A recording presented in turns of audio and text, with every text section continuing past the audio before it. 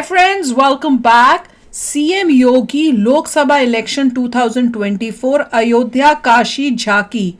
योगी का मथुरा प्लान बाकी है।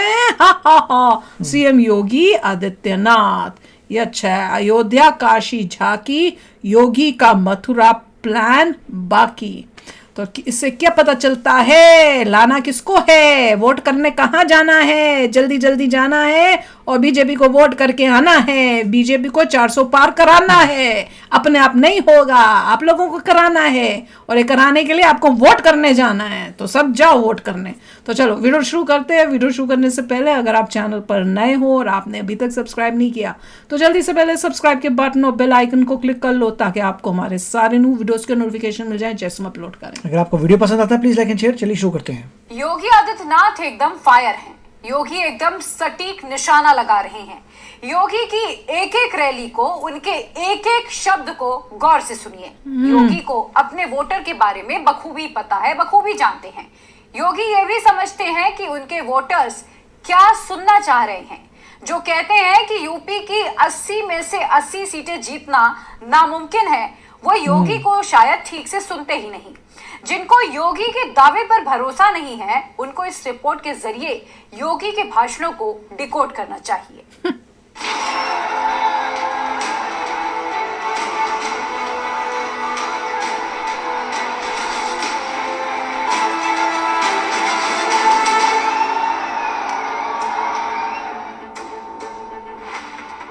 गौकशी विषधर, बांके बिहारी, मुस्लिम आरक्षण। तीसरे फेज से पहले इन कीवर्ड से योगी का क्या संदेश है? क्या योगी का ओपन चैलेंज 100% स्ट्राइक रेट देने वाला है? अरे उत्तर प्रदेश में हम लोग गौकशी करने की बात तो दूर, कोई उसके बारे में भी सोचेगा ना तो उसको जहन्नम के द्वार उसके लिए पहले खुल जाएंगे, गौ हत्या बाद में करेगा। अवध में राम और ब्रज में श्याम, योगी यूपी की एक एक सीटों का अंक गणित जानते हैं। पश्चिमी यूपी में कानून व्यवस्था से शुरू हुआ योगी का प्रचार यादवलैंड में कृष्ण और गाय पर आ गया है।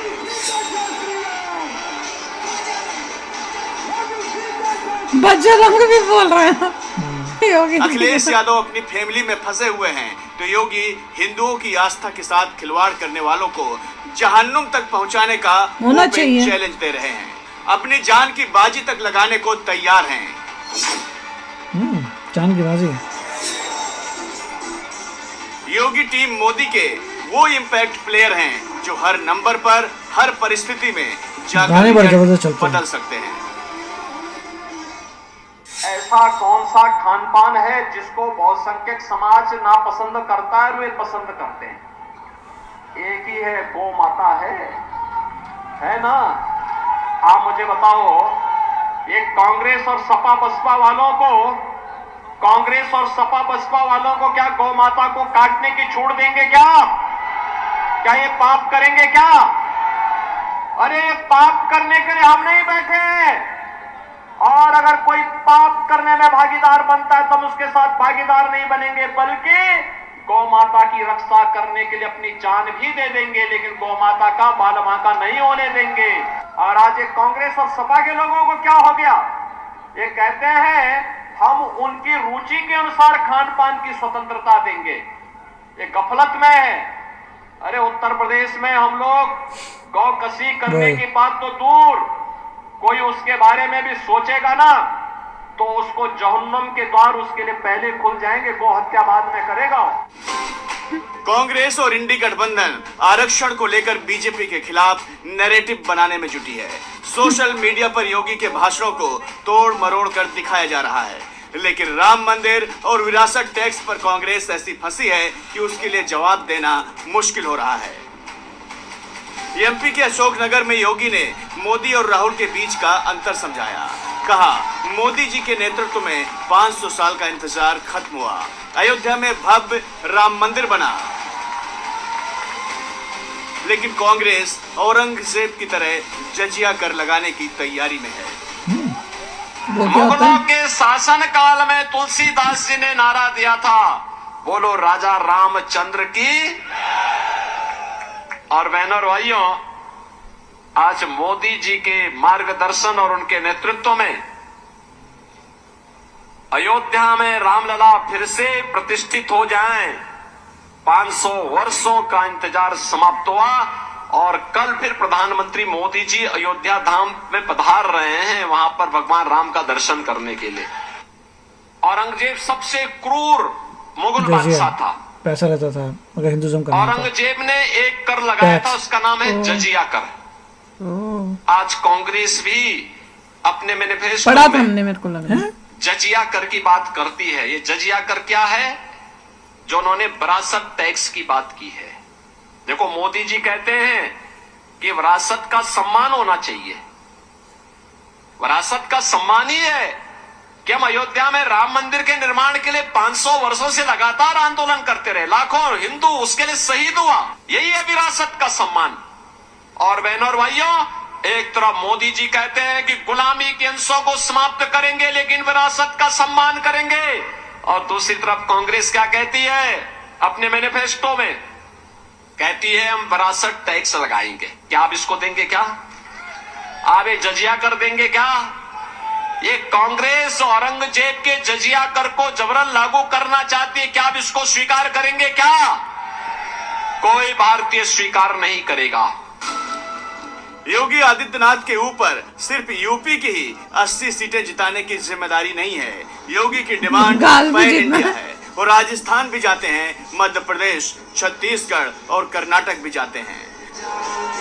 बैग सामने ला रहे थे। हाँ, मैं वही देख रही थी कि उनको डर लग रहा था। सब लगभग पहले हर से ही स्टेट में रेडी प्रत्याशी हैं। चाहते हैं कि योगी उनका प्रचार करें, क्योंकि योगी मॉडल की चर्चा पूरे देश में हो रही है। जहाँ भी जा रहे हैं उनको राम जी की मूर्ति मिल रही है। जो प्रदेश कभी अपराधियों से थर्राता था, वहां योगी आदित्यनाथ ने नया मॉडल खड़ा किया है, जिसमें अपराधी खुद जाकर सरेंडर करते हैं। योगी 26 दिनों में 8 राज्यों में 26 रैलियां और 2 रोड शो कर चुके हैं।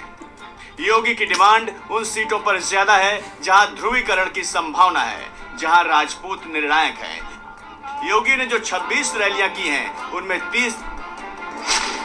3 सीट हिंसा प्रभावित हैं। 5 सीटें ऐसी हैं जहां ध्रुवीकरण की संभावना काफी अधिक है। ध्रुवीकरण वहीं क्या होता है? राजपूत बहुल 8 सीटें हैं। योगी के राजपूत प्रचार वाली मतलब 8 क्या सीटों हुआ पर उसमें? विपक्ष मजबूत है, तो 6 सीट पर बीजेपी के सांसद चुनाव जीतते रहे हैं।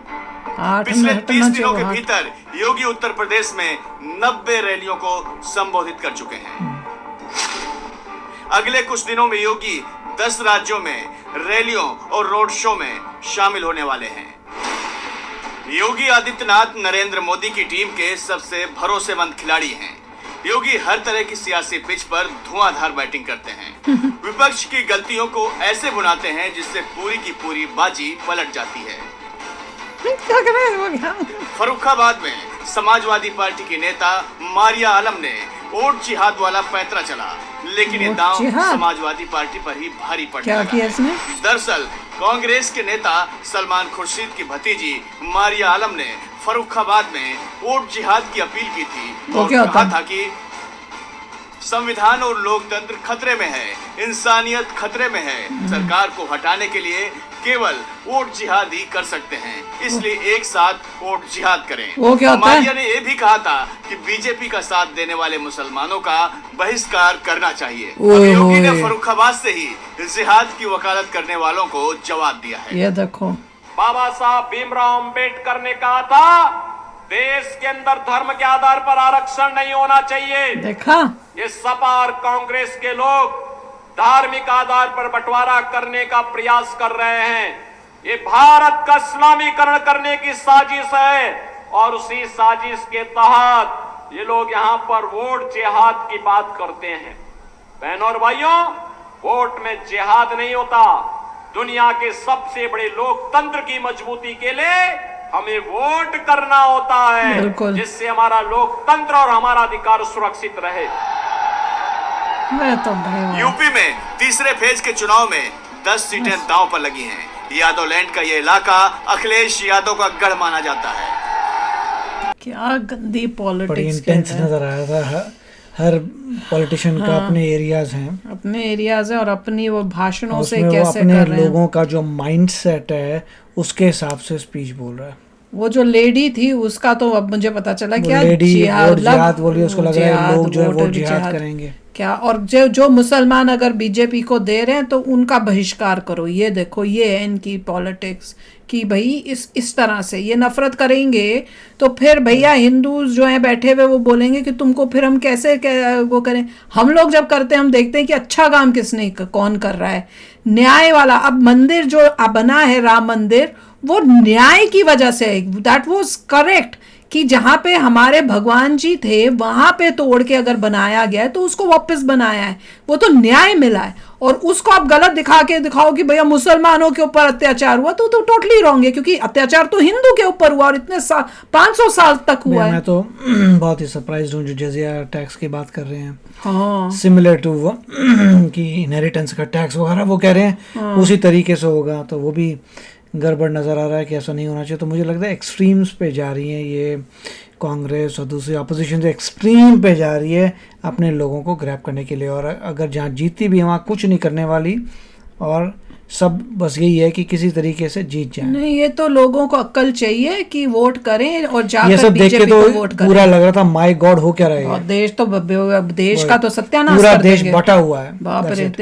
मेरे तो देख के घबराहट होती है कि ये देश में चल क्या रहा है भैया, ये चल क्या रहा है। ऐसे लोगों को सुनता कौन है, मैं तो यही नहीं समझ में आती।